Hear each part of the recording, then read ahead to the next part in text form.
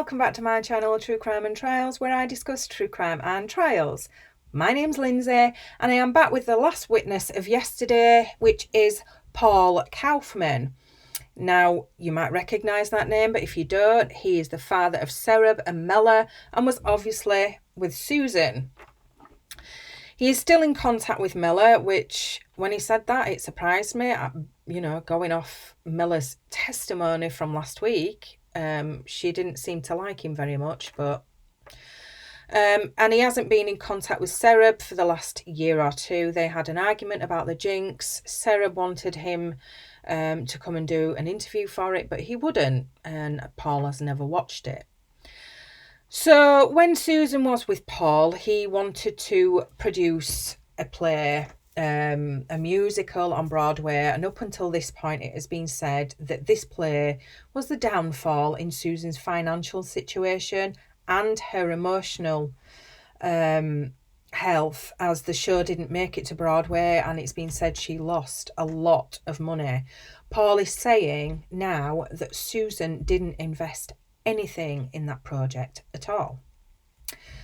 So when he was first contacted and interviewed about this case, he said he didn't want anything to do with this case. He didn't want any involvement in it due to the publicity, saying he thought it would be a media circus. But today he says he's happy to be here to tell what he knows. He even told them that he was going to answer questions generally if he was called. He didn't want to be called. He didn't want to be up on that stand. He didn't want the publicity. So he was just going to make it difficult. That's what he threatened. Obviously, he's not doing that today. But he says that was in the moment. Before any more questions are asked, Paul points out that he forgot to say that Bob Durst did, in fact, invest in the Broadway project. And he assumed Bob got involved because of Susan. He has met Bob, and he met him in New York with Susan, and he actually stayed in his apartment at one point. He says Bob and Susan were very friendly, and Susan spoke very highly of him. He's asked if they acted like they kept secrets together, and he says no, but it is pointed out in an interview he did with law enforcement back then. He told them that they acted like they had dark secrets together.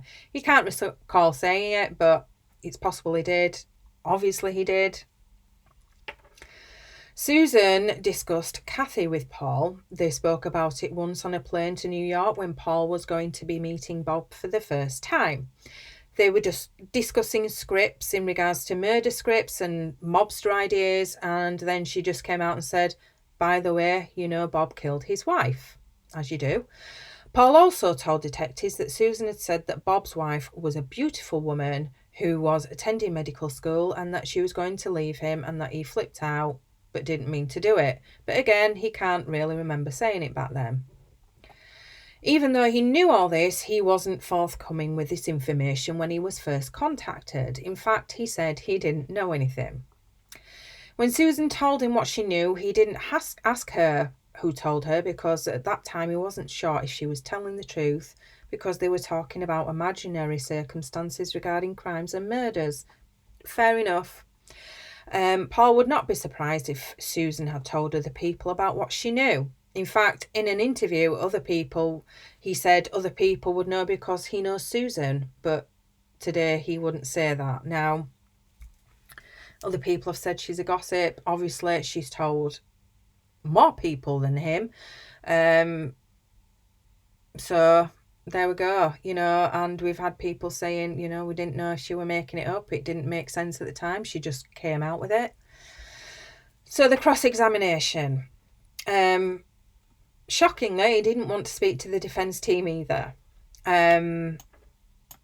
So she told Paul that her dad had been murdered, when in fact he died from complications due to surgery. So this was another embellished story from Susan.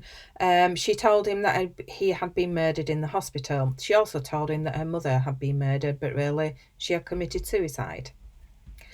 Paul doesn't remember telling law enforcement that Susan had poisoned his relationship with his children. I think he did. He obviously didn't get on well with Mella. But he was away a lot, and I think he played his own part in that.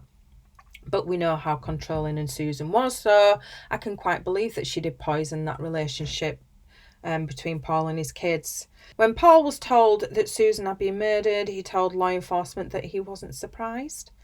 Paul also told Mr. Lewin that Susan would say crazy things all the time. She lied, she exaggerated, she embellished for her purposes. The ding dong, the Wicked Witch is dead doesn't come up at all, which was the most shocking part for me. And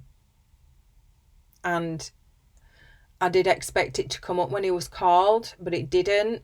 And in this testimony, you know, he really doesn't have that much malice against her. He doesn't really want to say anything bad about her, which is fine. But obviously there was something going on. But yeah, so that's it. That's us caught up so far. I'm still having trouble with Susan. It's hard to know if she's telling the truth or not. Yes, she was a reporter. She reported facts, etc. But she was also maybe a little of a fantasist. I don't know. She liked to embellish. She lied. It's hard, you know. But there we go. I'm stuck with this one. I'll be back with more witnesses tomorrow. So until then, bye for now.